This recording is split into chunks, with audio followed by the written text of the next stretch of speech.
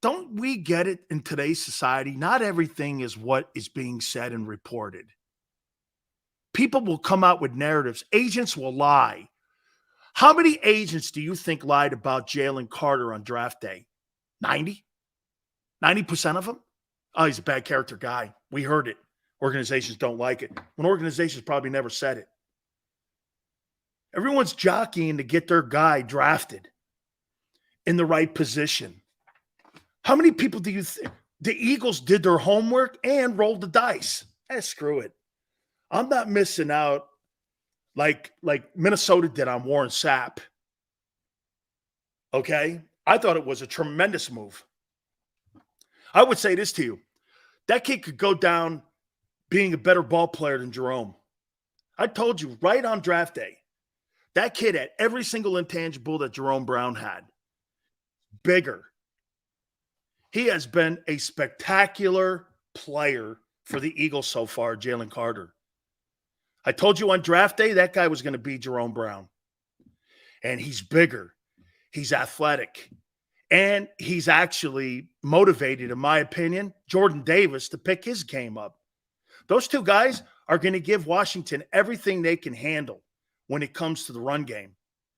Because that old line is struggling running the ball a little bit. And you're going to be going up against the best and number one run defense in the National Football League.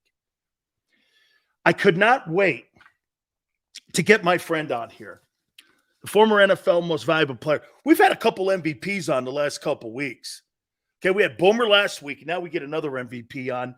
We get our friend Joe Theismann as he joins us now. Hey, Joe, how you doing, my friend? Hello, Dan. How are you, buddy? How's it going, man? Good, good, good, good. Thank you very much. Got a little house project going on here. We're redoing a pool, so my general contractor wife is in charge, so I get to spend a little time with you. Fantastic here. All right, Joe, I got to ask you right out of the gate here. The tush push. Do you like to play? Do you think it's good for the game? Give me your sense on what you think what Philly does with that quarterback sneak. I think it's wonderfully creative, and I think the NFL will rule it out in a year from now. I doubt very seriously if anything will be done this year, but I think it's something that they have to look at. And hey, kudos to the Eagles to come up with this concept and idea. They may require a certain amount of people closer to the line of scrimmage, or, they might take away the fact that you can't push anybody into the end zone. That would be the most logical way to do it. You can't pull or push someone across the goal line. That would be the only real way that they could probably get around it. But the fact of the matter is, kudos to the Eagles for coming up with a concept and an idea that is unique and very, very productive. And Joe, I've seen other teams and even colleges try to replicate it, and they can't. No. And is that a skill set that the quarterback has to know? When you're doing a play like that, besides physical attributes, has to come down to, look, they got a Hall of Fame center in Jason Kelce too. We're talking about one of the elite guys in the game as well. And you're talking about one of the most powerful quarterbacks in the game. So all those things probably play a factor. They do. But one of the hardest jobs for a center, and you're right, true Hall of Famer, one of the hardest jobs is to, with people over your nose and so close, to be able to get the ball to the quarterback and bring it all the way up to his hands so that you have a secure exchange. And they managed to do it very well. And Jalen, let's face it, Jalen is strong, but he ain't that strong, Dan. Okay. He's not going to move two 340 pounders out of the way. It's the push behind him. All they need to do is get an initial surge, and then he's going to fall forward if he needs to. Remember, they don't use it over a yard, maybe a half yard. That's about it. Like I said, I think it's wonderfully creative. Think with me back here over the years. The shotgun the Cowboys used, the West Coast offense of the 49ers, the 46 defense of the Bears, the two tight end offense that we had in Washington. They were all innovations in the game that sort of changed the game for a period of time. I don't know if anybody's going to come up with a solution how to defend this, because you're talking big bodies on big bodies. I think the only way that it's going to change is if the league steps in and makes a change next year. Kind of like the leverage play in the field goal play, where you can't get on a guy Exactly. to like block. Maybe like you said, right, Joe, you can't push a guy from behind like a rugby scrum. So they'll probably put a nuance in that and how they're going to look at that. What is so interesting to me, Dan, is they have a rule that says you can't push a guy from behind on a field goal or an extra point. Right. But yeah, you can push somebody into the end zone. That's probably why people have a problem with the play right now, is because, like you say, in special teams, there is that rule. It's a contradiction. I mean, it basically is a contradiction. And I think that, like I said, I kudos to the Eagles for coming up with the concept and the idea. And you have the people to execute it. You got big people, and you got Jalen in the middle to get it done. There is one thing when we're talking about rules right now. This has bothered me ever since last Sunday, and I'm excited to share this with you.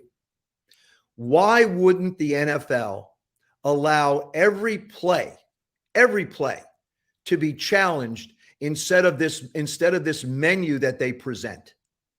Because I'm thinking of the Indianapolis-Baltimore Colt game where I believe Gardner Minshew stepped out of bounds, dropping back, stepped out of the end zone. And the holding play, too, in the play. But forget the holding play. The holding play doesn't – he stepped out of the end zone. Now, I guess that's not challengeable, which to me, if you're going to use the challenges, why not allow it? You're only giving them 2. So if they use 1, they only have 1 left. Or if they get it right, they keep it. But the bottom line to me is why, oh, why would you just limit plays when you have plays like this that make a difference in the game? I don't understand, and I know there's been coaches that have been pounding the table on this. Hey, look, if we're going to have challenges, let us challenge everything. Absolutely here. Joe, we're froze here a little bit. Maybe we can reconnect here too. There you go. I got you. I'm back. The 2-1 Washington Commanders. Tell me who they are, Joe. I don't know. Who are they? I don't know. I don't think they quite know yet. This will be a telltale sign this week. Buffalo came in and just, beat the living daylights out of them. The young quarterback made mistakes. And, it's a darned if you do and darned if you don't situation, Dan. You want him to get the experience, but you don't want to get him beat up. More so mentally than physically. I think Sam's a tough guy. He can handle a lot. Can't handle 19 sacks in 3 games. So you're averaging a little over 6 a game. That's not going to last very long. But I think they haven't quite established what their identity is. Certainly, if you got 2 good running backs, Antonio Gibson can't keep putting the ball on the ground. I mean, that's the bottom line. You just can't give the ball away in our business. Statistics are resoundingly loud when it says if you give the ball away X amount of times, your chances to win are minimal. I don't know. People asked me about Sam originally too, which goes along with your question. Is what do you think about Sam Howell? I don't know. Give me a month. Give me 6 weeks to be able to watch him play so that we can figure out who he is. I think that this is a big game for him because this is the first time he's really dealt with adversity.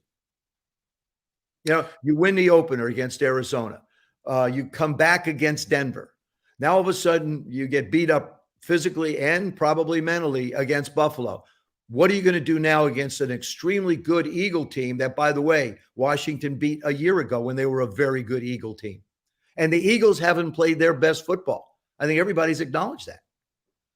Absolutely, especially on offense, too, in the passing game here. Joe, maybe the most disappointing thing, I get the wobbling of the offense a little bit when you're breaking in a new quarterback, but there's so much assets and equity built into the Washington defense. And for it to get kind of pushed back on its heels a little bit, again, if I was Ron Rivera and I was Jack Del Rio, I would be a little bit concerned with that because we've put a lot of equity over on that side of the ball. Have you been surprised with the way they got pushed around by Buffalo? Yeah, I have, but it's one game. I mean, I look at it as one game. And again, I believe this time and time and time again. I've basically said that the first 3 games, 2 to 3 games of the regular season are glorified preseason games. And nobody really knows. Look at the amount of fumbles. Look at the amount of drops we see in these 2-3 games. They don't occur as the season goes on. So when you start to look at the offensive line, they need to gel. Washington's offensive line needs to play better. I don't know. I was trying to think, when's the last time they drafted an offensive lineman? One. It's all been defensive linemen or wide receivers. But what about the context of the game? Absolutely. Joe, you bring something up, and I've been kind of critical of Jalen when you have all those kind of talented people on the offensive side. You've got Pro Bowlers, there's 7 of them on that side, and you've got 2 Pro Bowl wide receivers and 2,000-yard wide receivers. Joe, how much does losing a coordinator like a Shane Steichen and having a new guy go in, you're running the same system. What's the nuanced difference when you get one guy versus another, even though it's the same playbook? You're running the same system, but the personality of the offense is different. Every offensive coordinator has a different personality, a different play that's called at a particular time. And so from my perspective, it changes it dramatically. I think when you bring in new coordinators, it changes everything. It doesn't matter if the book is the same. Are they going to call it? When are they going to call it? How are they going to call it? It all matters that way. So for you, if you can't tell behind me, you hear this humming going on.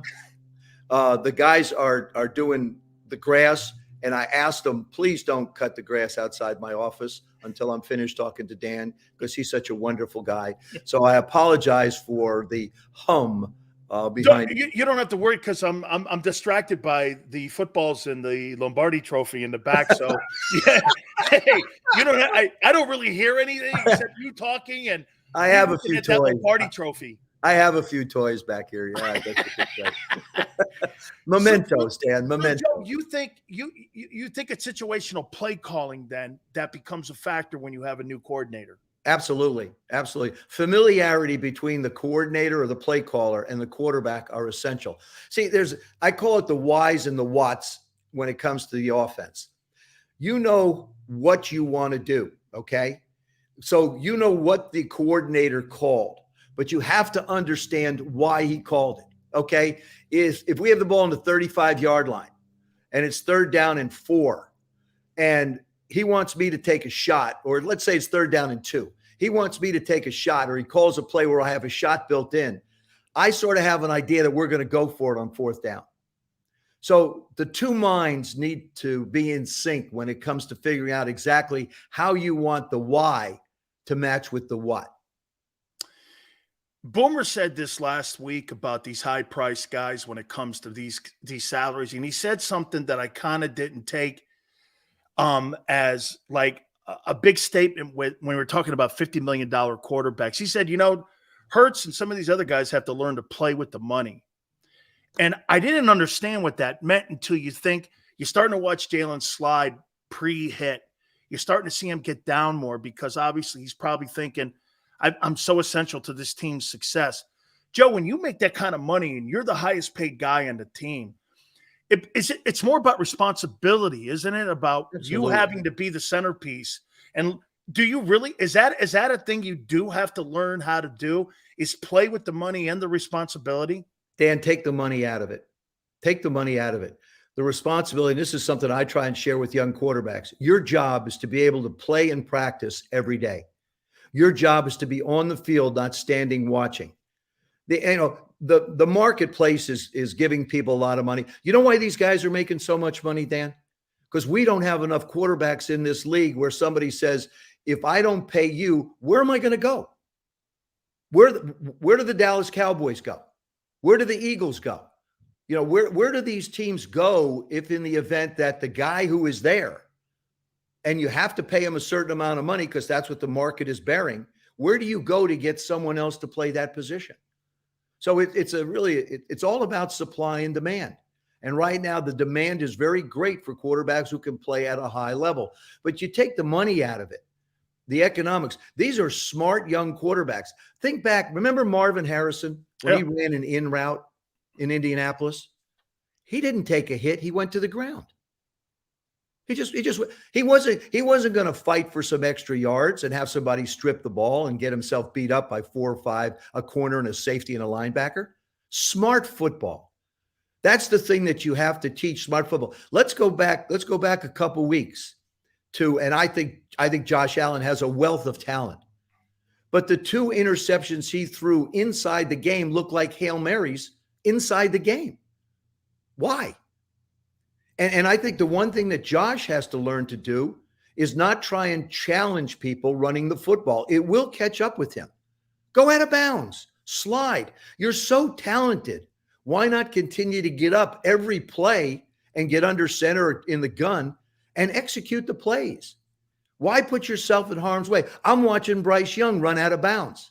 He's slowing down to the sidelines.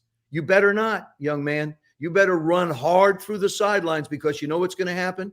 Somebody's going to get a 15-yard penalty, and you're going to wind up losing a lot of time because they don't care about taking shots at you. Oh, I'd be telling them, hey, better check your Skittles. That's it.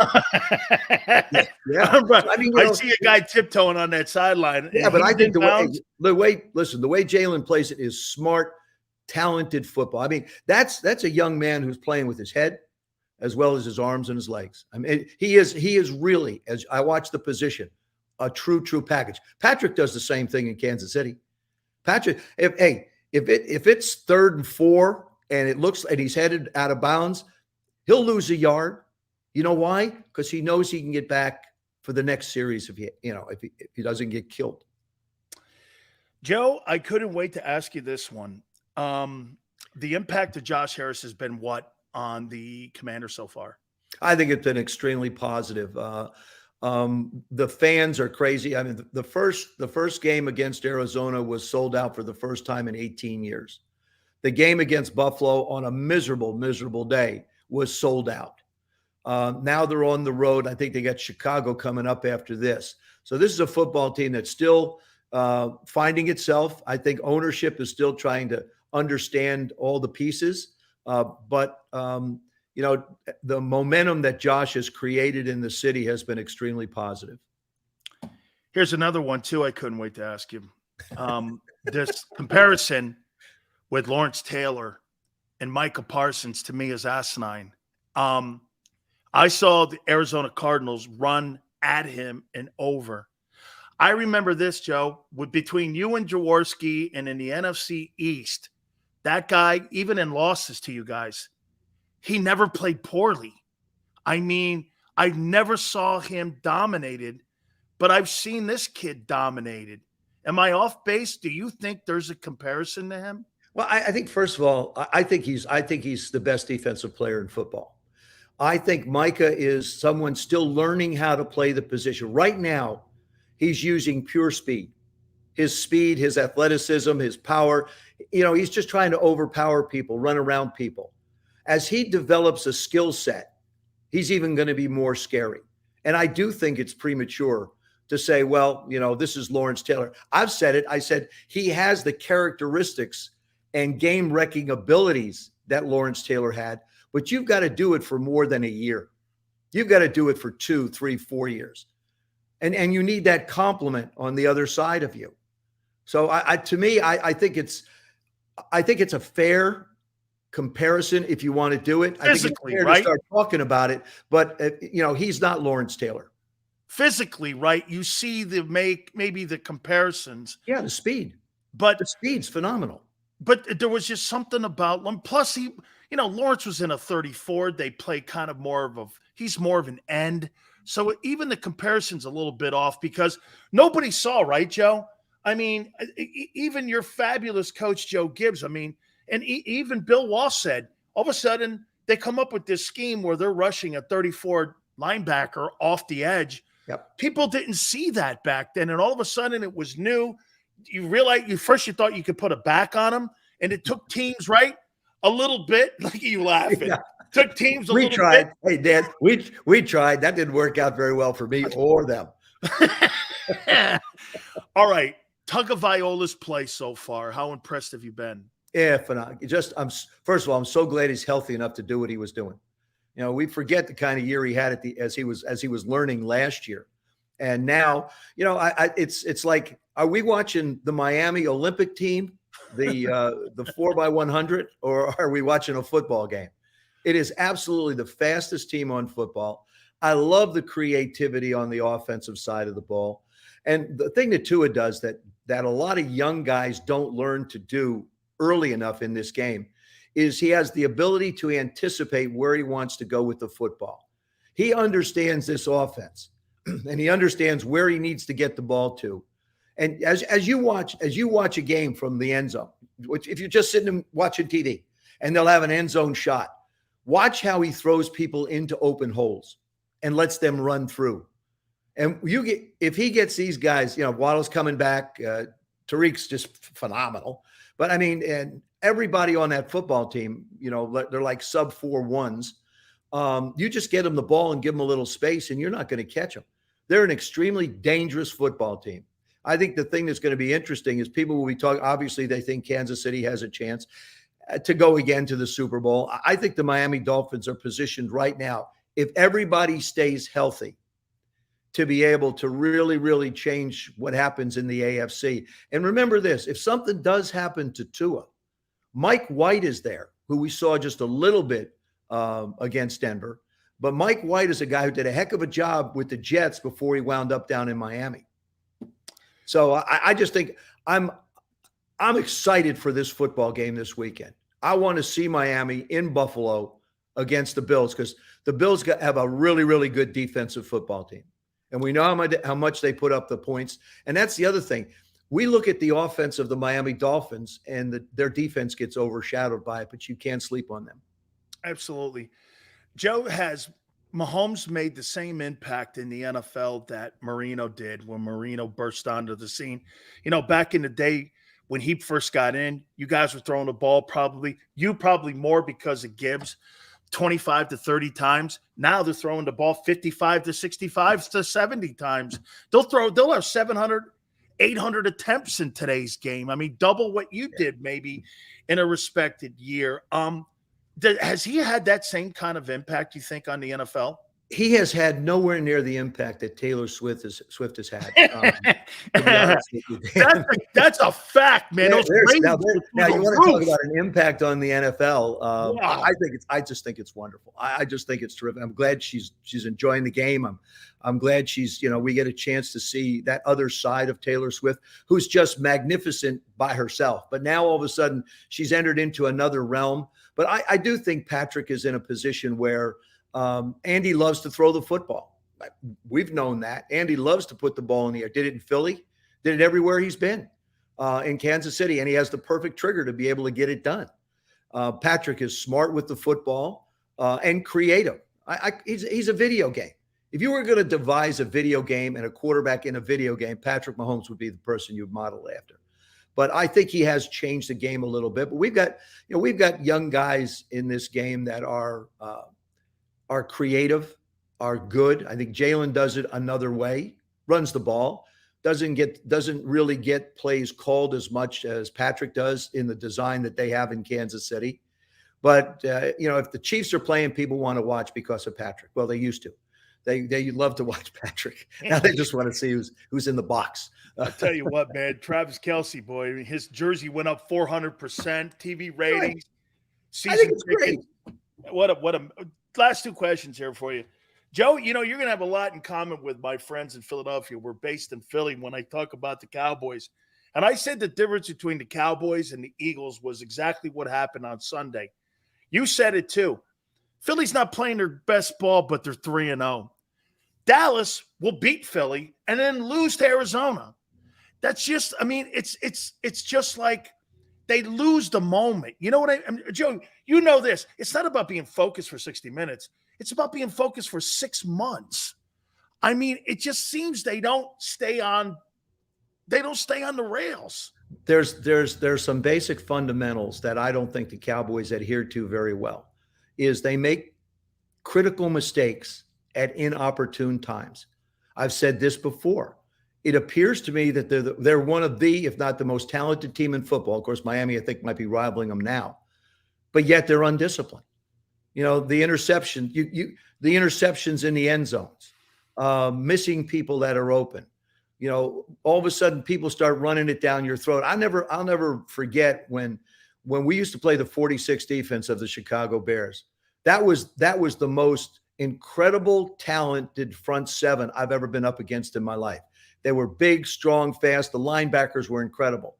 But the way to beat them was to run at them. You're not going to run away from them, Dan. Heavens no, you're not going to run away from them.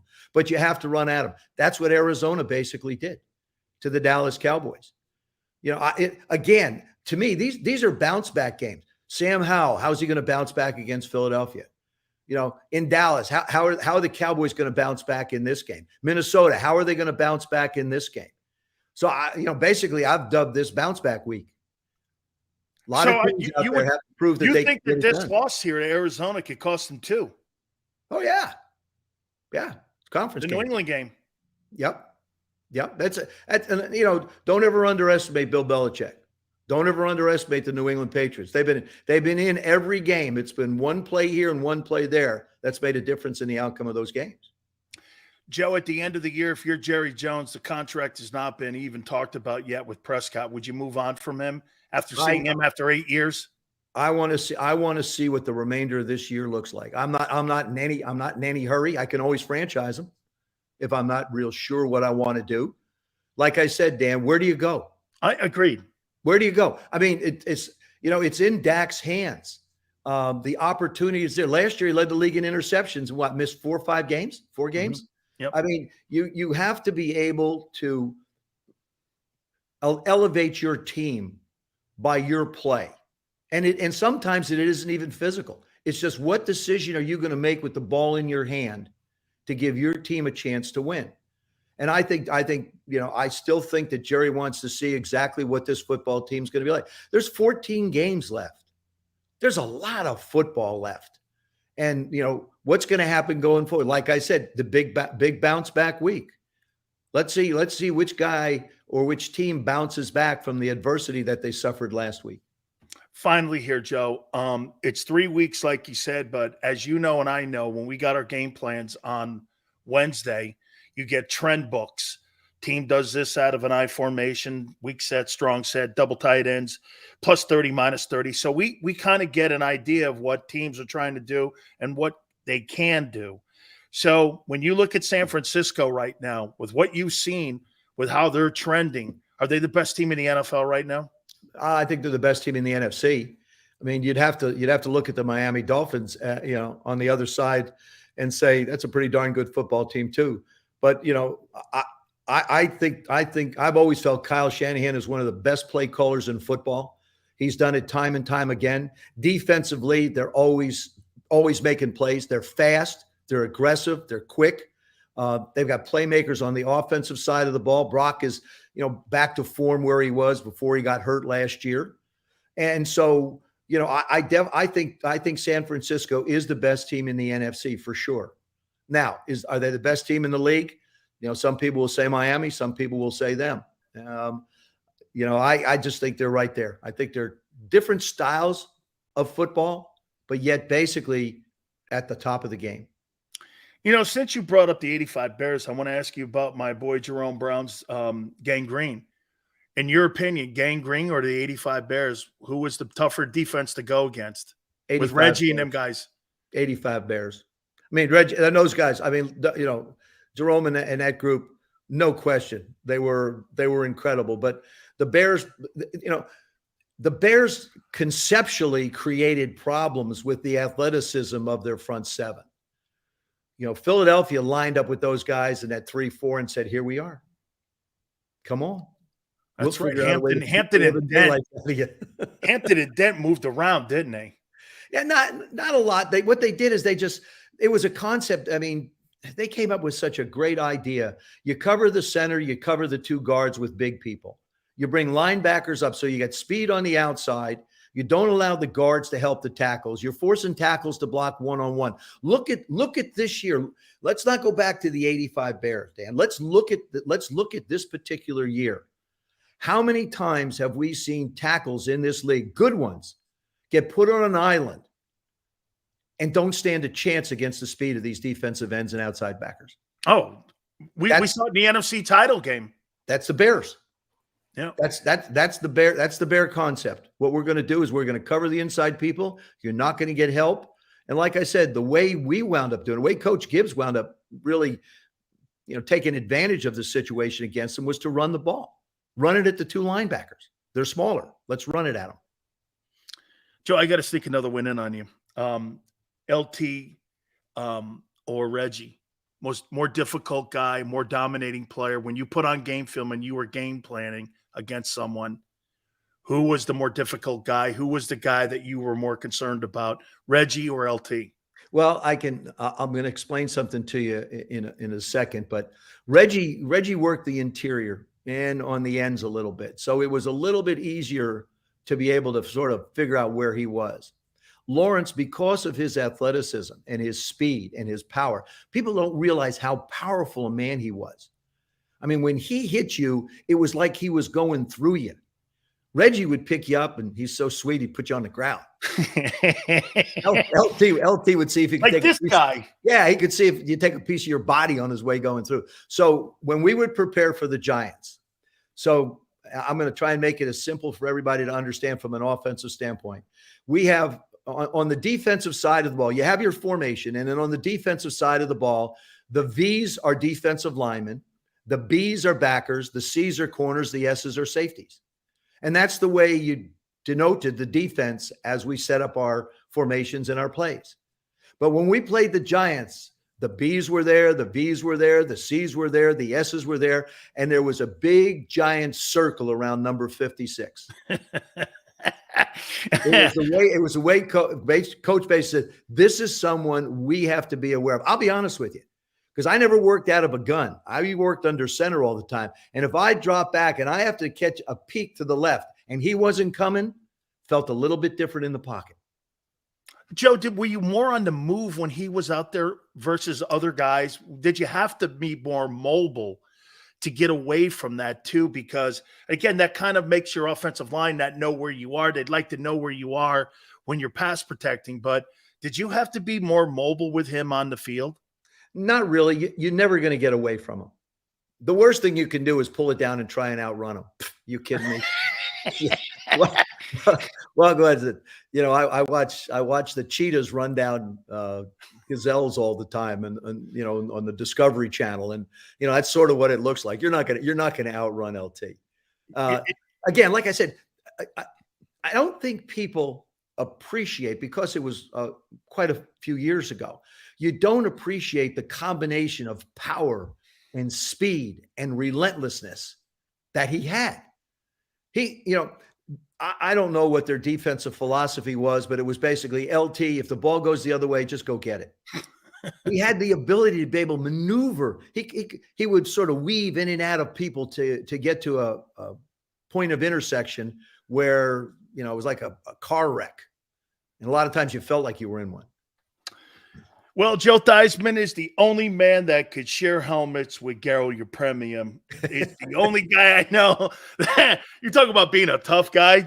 Joe Theismann in a single bar, dude. I mean, him and Garrow, that's it. You're the only MVP I know that had a single bar, unless we're going back to my uncle's days. That's it, Joe. I love you, man. Thank you so much for this. Dan, thanks for having me. I always love being with you, buddy. Take care. You bet. The great Joe Theismann, former NFL most valuable player. We so appreciate him, man. What a great man. What a great career. What a great analyst, too, the way he breaks it down all the time. We so appreciate him doing that. Hey, by the way, folks, our good friends at Hooters, the 40th anniversary of our great friends at Hooters, 7 locations in the Northeast area. All you have to do is log on to northeasthooters.com to find one of those 7 locations nearest you, and you'll understand exactly what I'm talking about. It's the 40th anniversary. I've been involved with them for so long. And if you don't want to go into any one of the stores, go to HootersToGo.com, get the food, bring it home. Go into one of the places, though. You got to do that, man, and experience one of the 40-year traditions. You buy 10 wings, get 10 boneless free. Wing Wednesdays, 1983, the year the place was founded. NortheastHooters.com. That's NortheastHooters.com. And when you go in, do me a favor, tell them Big Sil sent you.